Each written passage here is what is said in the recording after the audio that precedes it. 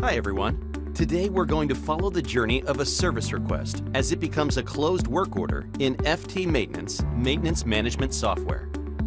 First, I'll assume the role of someone who requires maintenance assistance and wants to notify the maintenance team that a repair is needed.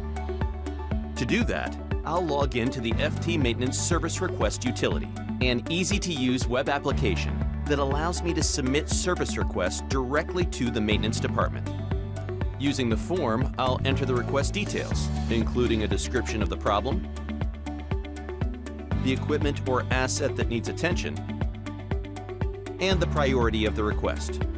I can even attach files to my request for additional detail. When I submit the request, a notification is sent to the maintenance department.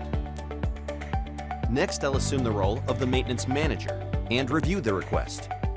I'll log into FTMaintenance Service Request on my office computer and view the list of pending requests. I can view the details of any request by clicking its request number. From here, I can review the details of the request and choose to approve, reject, or withdraw it. Approving the request sends a notification to the requester, letting them know that their request has been accepted and turns the request into an FTMaintenance work order.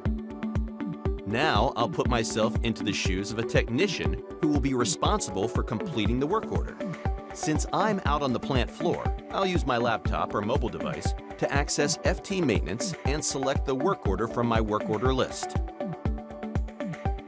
On the summary page, I can view the work order details and make updates as the repair is completed.